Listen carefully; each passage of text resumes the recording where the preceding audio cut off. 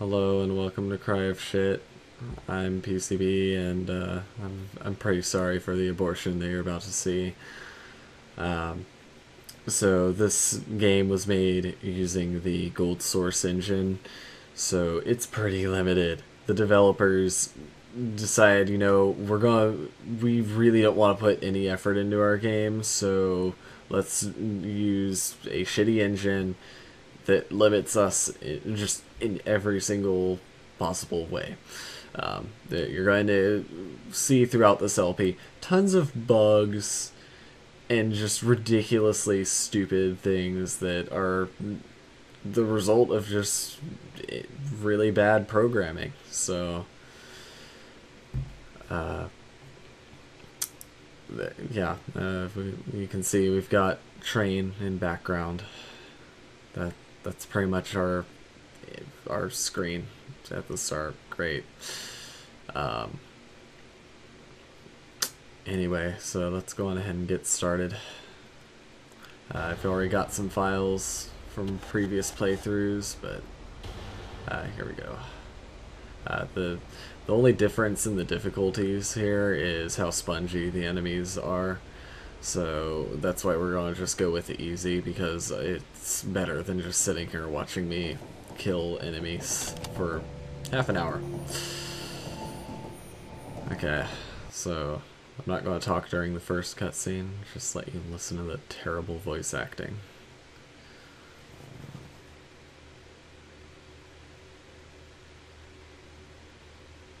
I've always felt alone. My whole life.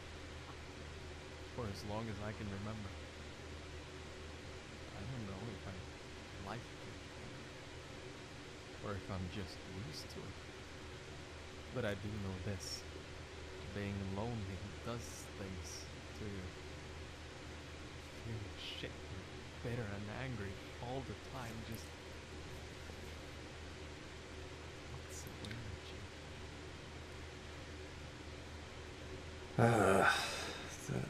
Just every single time I sit through that, it just gets worse and worse. Okay, so now there shouldn't be any dialogue for a while, so we're gonna just watch things spawn out of nowhere. Thank you, James Merchant, for that.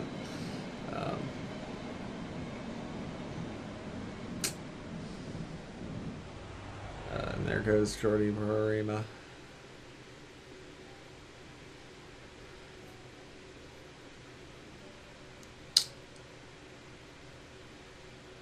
So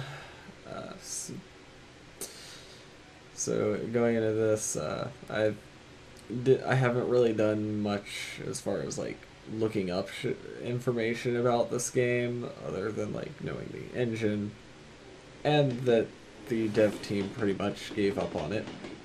But I can say one thing about the wiki. The wiki was clearly written by a bunch of 12-year-olds. So we'll have fun with reading some of those later when important entries come up, but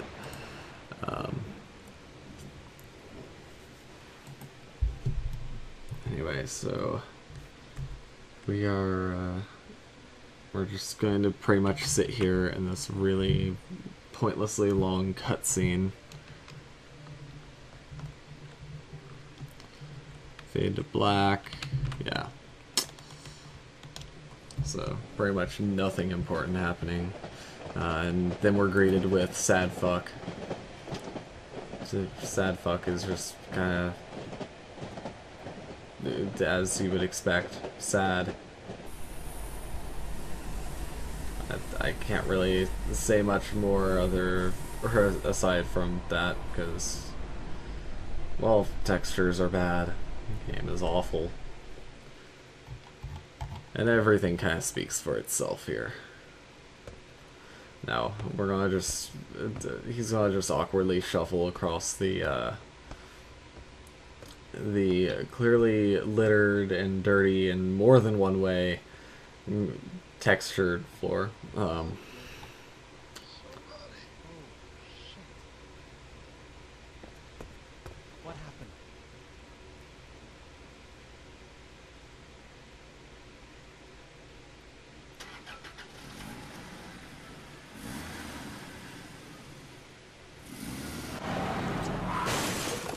And then for no reason whatsoever that happened.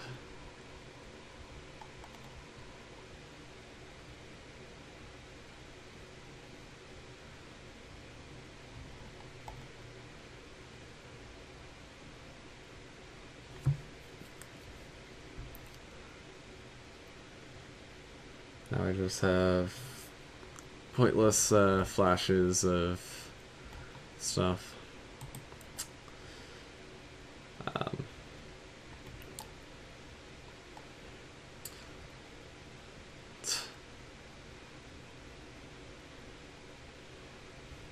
I honestly can't say any more than pretty much everything speaks for itself. It's just awful. Okay, so now we're in camera mode. So they tease us with this beautiful this Half-Life 2 poster here.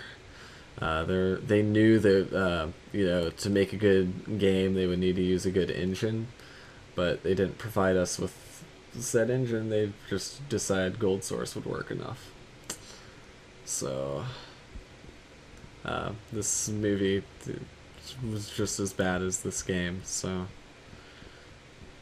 anyway, let's keep going.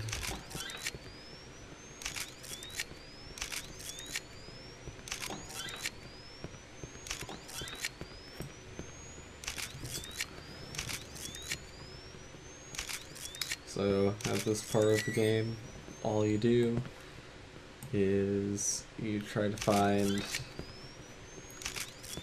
the path to continue. Yay, it's so interesting taking pictures of X's. And they try to trick you by making you see absolutely nothing. So anyway, get ready for probably one of the greatest things ever. Oh man, it gets me every time.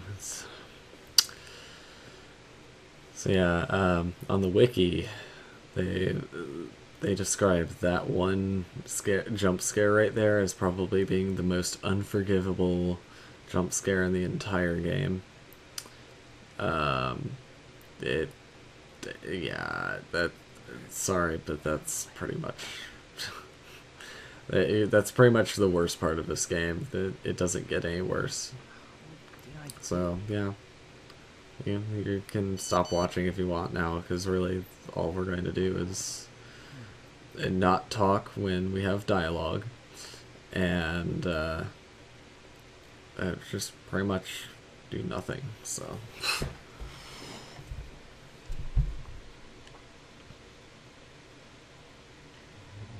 So this game spans 8 single-player chapters and 4 multiplayer chapters.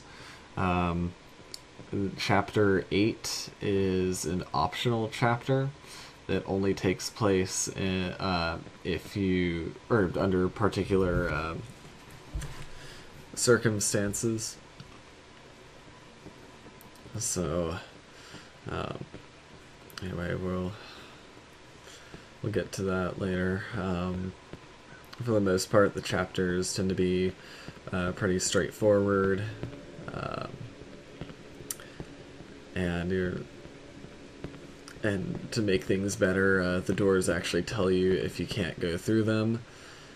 So you're gonna see a whole lot of that. Now, locks like this, they tend to not.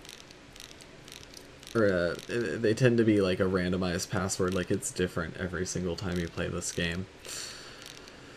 The first time I played through this game, though, I managed to pretty much bypass this whole section by just guessing the number using whichever ones were worn away, but that doesn't work, so we gotta just keep going. Now there's also a objective or magic objective key that we can use that pretty much, yeah, it doesn't really help out much there. In the future, it's pretty much just going to be like telling you exactly what you already know and not telling you anything else. But this is the inventory system. It's pretty garbage. You can see we only have 6 slots, but then we've got like 3 quick slots. So you can also like dual wield and yeah. So let's keep going here.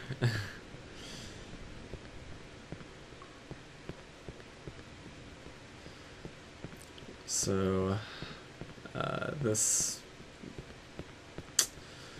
part of the game is extremely boring. It makes no sense to me why. Well, I mean, I know why they started out with such a slow part, but like why they thought, hey, we're going to start out with, you know, the terrible section of the game where you actually have to backtrack and you pretty much head off to a dead end for no reason. Yeah, really great, but we've got our password and our username now for next part, so let's go on ahead and just get this this combination.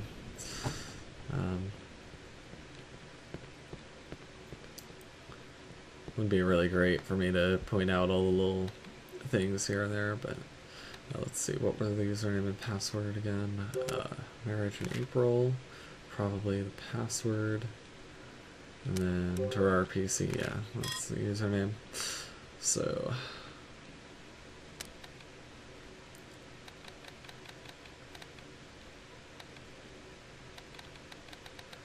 there we go. Yeah. So 1154. I have to remember that now. Oh, there was a guy out there. It was spooky. Too bad he ran off.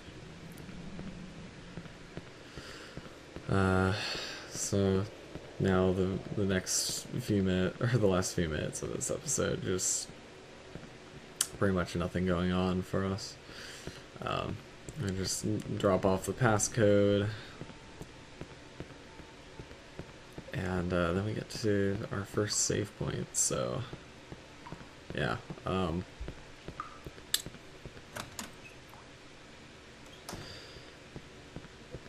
There's a lot of fun things you can do with the graphics in this game that we're going to be seeing later. Right now I'm playing with pretty much all my graphics maxed out. My computer's able to take that. Really, any computer could take shit Source Engine. Let's see, what was the password? 174. We can check our notebook for the password, actually. So it's real fun that you have to click the bottom here in order to unlock it. Anyway, so now we can actually make progress. Yay! We never have to go through that part of the game again, I think. Don't want to budge. We'll be seeing that a lot, so fun. Oh. Oh, it's almost like this store is closed like every other one of them. Yay.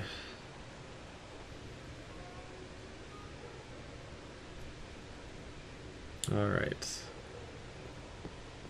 So we look to the right and found our first save point. Yay, old 90s or 70s, I don't know. Really don't care. It's a tape recorder.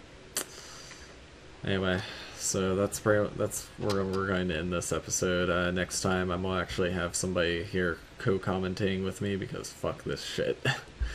So until next time, see you guys. Just for the fun of it, let's read a review of Cry of Fear. This one is by Ad. He recommends it and says, I like it for single player. I imagine it'd be fun with friends. I don't have any. Sad face. Yeah. He doesn't have any friends. What else can I say?